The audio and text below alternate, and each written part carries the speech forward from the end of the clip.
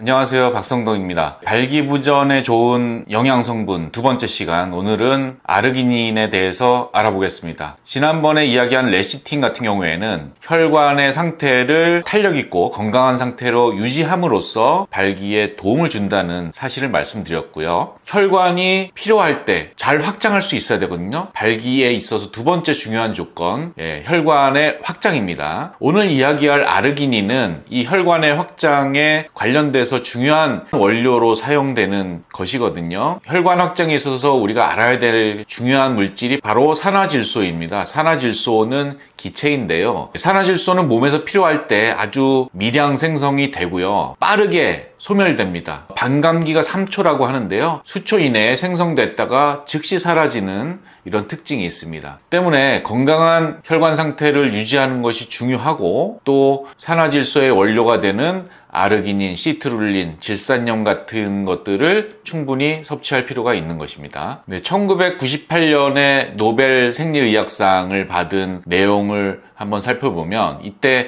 이 3명의 학자가 공동으로 수상을 했는데요. 산화질소가 혈관 확장에 작용을 가지고 있고, 이 산화질소는 필수 아미노산인 아르기닌으로부터 생성이 되고 나이가 들수록 합성량이 줄어든다, 이런 중요한 사실을 발표해서 노벨 생리의학상을 받았는데요.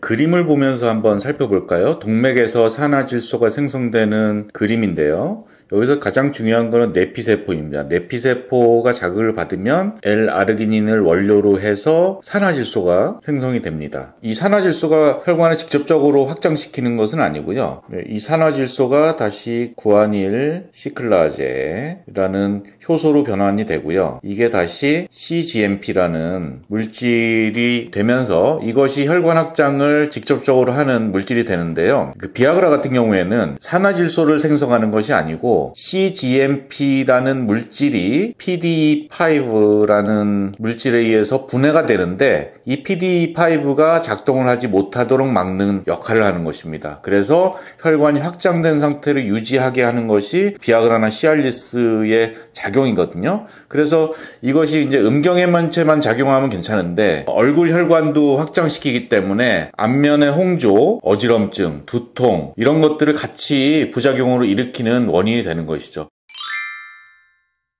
산화질소가 생성되는 두 가지 경로가 있는데요. 아르기닌에 의해서 생성되는 과정은 아르기닌이 여기에서 NOS라는 산화질소 생성 효소가 작용하면서 산화질소와 시트룰린으로 분해가 됩니다. 이 시트룰린은 다시 아르기닌으로 전환이 될 수 있기 때문에 이것은 결과물이기도 하고 아르기닌을 생성하는 전구체이기도 합니다. 그래서 이렇게 전환될 수 있다는 점. 그래서 이런 아르기닌이라는 재료가 충분히 있어야 산화질소 생성이 원활하게 된다. 아르기닌에 기반한 산화질소 생성은 나이가 들수록 감소하기 때문에 두 번째로 살펴볼 질산염 경로가 있거든요. 질산염, 우리가 이제 먹는 음식에서 질산염을 섭취하면 이게 구강에서요, 구강 박테리아에 의해서 아질산염으로 변하고요. 이게 위장으로 내려가면 위산에 의해서 산화질소로 변환이 됩니다. 나이가 많은 경우에는 이 질산염 섭취를 통한 산화질소 생성이 더 유리하다.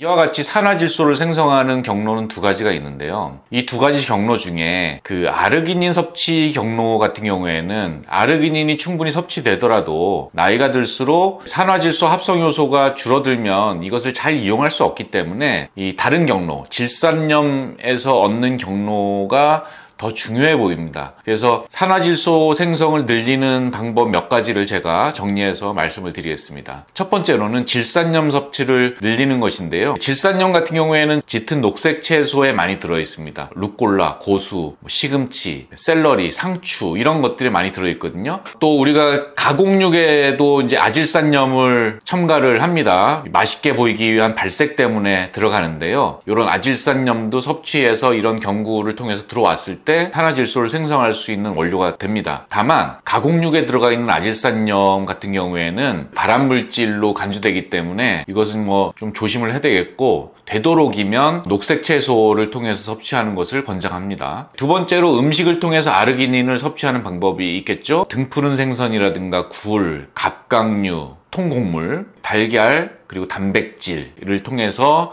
섭취가 가능합니다. 네, 늘 말씀드리는 거지만 식품으로 섭취하는 것이 가장 좋고요. 그것이 좀 어렵다고 한다면 세 번째로 이런 아르기닌이나 시트룰린을 그 영양제로 판매하는 것이 있거든요. 그것을 구매해서 섭취하는 것도 괜찮습니다. 그 다음에 네 번째, 이게 상당히 중요한 건데요. 유산소 운동. 운동을 통해서 혈관 속에서 혈액이 흐르는 그 자극을 통해서도 혈관 내피세포가 자극을 받아서 혈관 확장 작용을 하거든요. 그래서 유산소 운동이 빠질 수가 없고요. 그 다음에 명상도 중요합니다. 명상 같은 경우에는 이 자율신경 밸런스, 특히 현대인들은 여러 가지 스트레스나 과로에 노출되어 있는데 이 명상을 통해서 교감신경을 좀 가라앉히고 부교감신경 우위 상태로 만들어주면 혈관의 기능, 혈관의 상태가 개선되고 이 혈관을 확장하는 산화질소 분비도 많아집니다. 그래서 명상도 추천이 되고요. 가끔 멍때리기 같은 것도 좋겠죠. 그 다음에 비타민 D가 산화질소 합성을 촉진하기 때문에 햇빛을 받는 것도 굉장히 중요합니다. 그래서